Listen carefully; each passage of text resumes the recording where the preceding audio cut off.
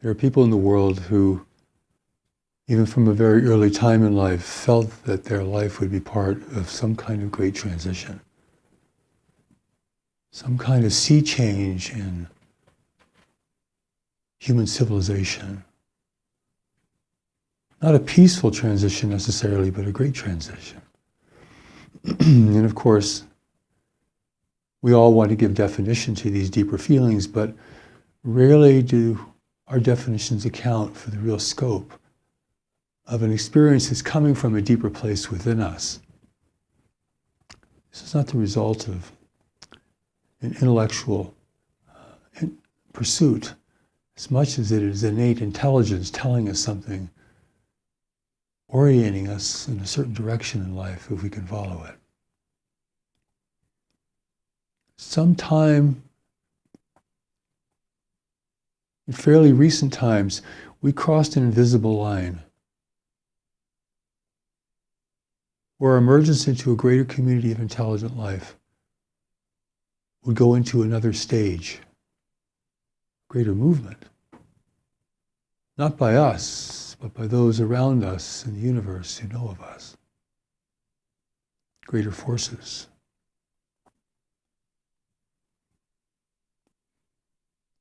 We don't know that moment and that time. We can't account for it perhaps in our own experience. We did not really create it. It just means we're part of life in a larger arena. An arena in which we have always lived. And now the time has come when our isolation is over. Prior to understanding this, people will think, well, we're in a great environmental crisis, which we are, or we're going to go through a tremendous economic or political breakdown and rebuilding. Or perhaps we're in a spiritual renaissance of some kind, a great spiritual upliftment and opening. Everyone trying in their own way, using different words and ideas, to give voice to an experience that we're all having, that life is changing underneath our feet. It's not going to be the same world even of our parents.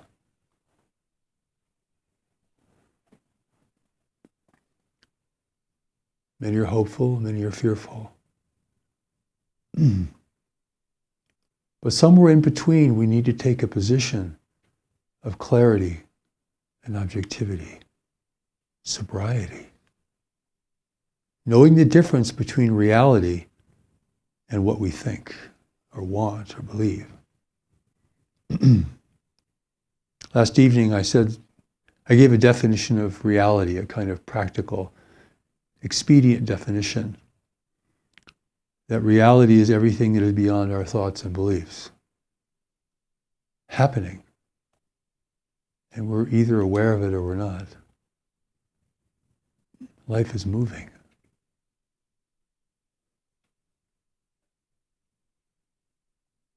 There are other races in the universe who seek opportunity here. They will present themselves as benign. They've been watching us for a long time.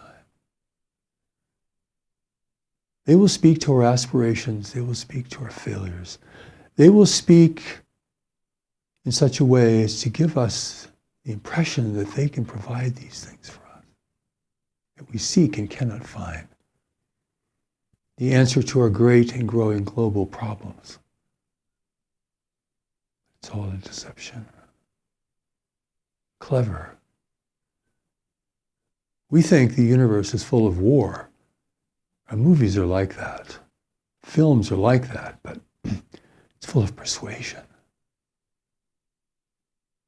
War is primitive to advancing races.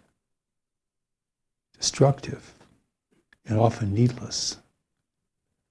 We're entering an environment of persuasion. Some people think, well, they haven't destroyed us, so they must be our friends. But this is thinking that war is the template for how nations interact with each other and the universe around us, and that is not true. But how would we know that? We would have no way of knowing that. It's merely a supposition, but who can tell? But the revelation from God has, for the first time in history, thrown open the doors to the reality and spirituality of life in our local universe. Things we need to know, we must know, if we're to make any wise decisions regarding any visitation to our world, or where we stand in the face of greater powers around us. What our advantages are, what our disadvantages are. The strengths of those who are coming here and their weaknesses and limitations. Things we could not know, still stuck on the surface of this one little world, in a great panorama of intelligent life. Only the Lord of the universe could give us this. But no race in the universe knows about every other race in the universe. There's so many things we assume to be true that aren't true. So many things we have never thought of that are true in this great revelation about life in the universe called the greater community. We're hopeful, but we're unprepared. We expect great things, but we're afraid that we'll meet others like us, only more powerful. We don't know where we stand. We don't know what to do. But life has brought us to this threshold, ready or not, willing or not, able or not. So a great calling is going out into the world now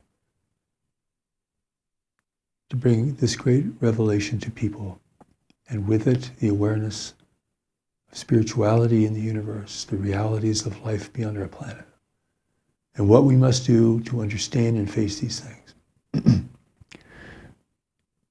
It so amazes me that people don't know how to regard visitation to our world, and the reason is they know nothing about life beyond our world. So, we put a human face on things, a human expectation. We look out at the stars and all we see is ourselves, our own thoughts and beliefs. We don't see reality. And those who do see reality begin to have a much more sober feeling about the great transition that we are now in. And there's no going back. In life, there's really never going back. There's only going forward or falling by the wayside.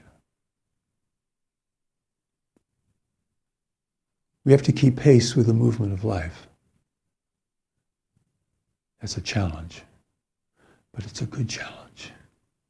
It's a necessary challenge.